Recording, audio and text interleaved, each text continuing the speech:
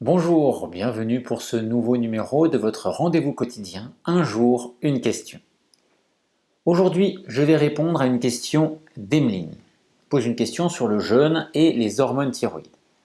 Alors elle pose sa question à la suite d'une de mes vidéos sur l'hypothyroïdie.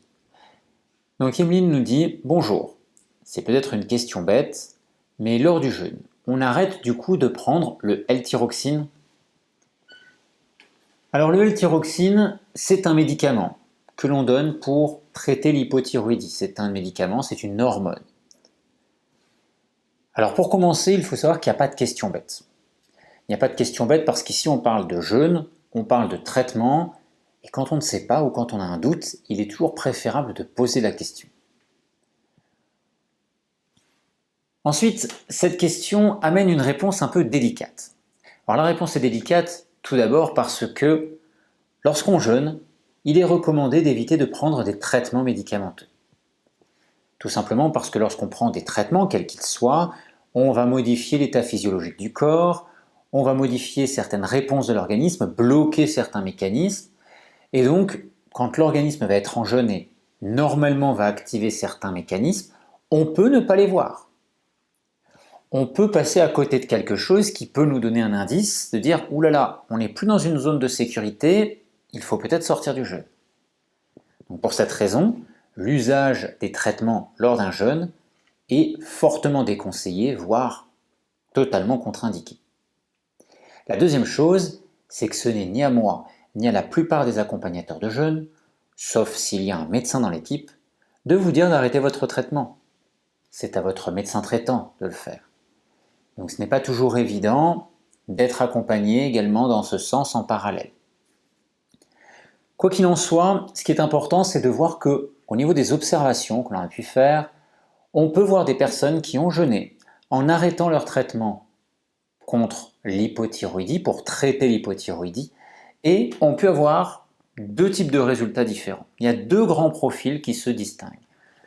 Tout d'abord, il y a les personnes qui vont arrêter leur traitement, entrer en jeûne, et le jeûne va très bien se passer. Et ça peut tout à fait fonctionner puisque lorsqu'on jeûne, on réduit l'état métabolique.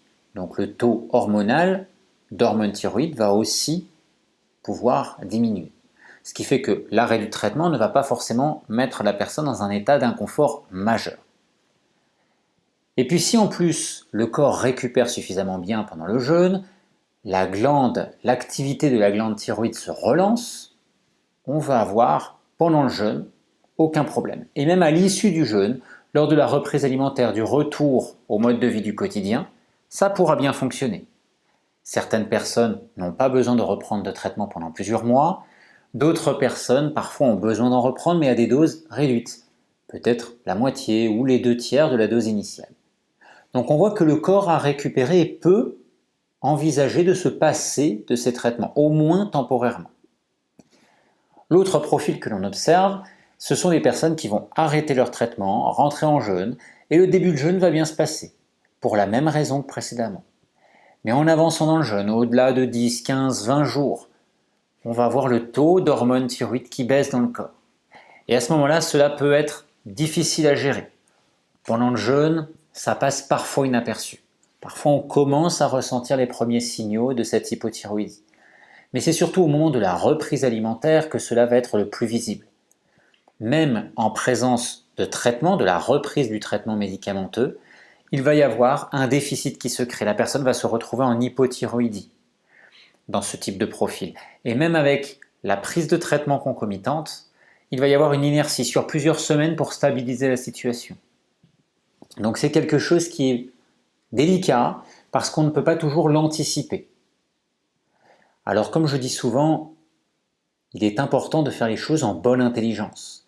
En bonne intelligence, ça veut dire que si on peut jeûner et le faire dans de bonnes conditions, on le fait.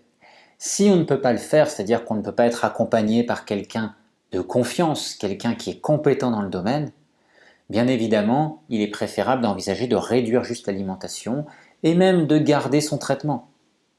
On fait une cure de fruits et légumes, une cure de jus, une alimentation 100% crue pendant plusieurs jours, voire plusieurs semaines, et on regarde comment le corps évolue. Et si on voit qu'il y a des réponses favorables au niveau de la thyroïde, que les besoins hormonaux commencent à baisser, alors là, on peut envisager de très bonnes choses pour la suite avec un jeûne. Parce que ces modes alimentaires-là peuvent déjà aider à soulager le corps et à relancer l'activité de la glande. Ça veut dire que si on est dans ce contexte-là, les personnes qui sont concernées par cette évolution favorable peuvent très favorablement ensuite envisager de jeûner.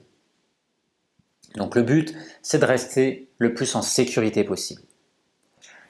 Voilà, cette émission est terminée, j'espère qu'elle vous permettra de mieux appréhender le jeûne avec une hypothyroïdie. Je vous retrouve dès demain pour un nouveau numéro de Un jour une question.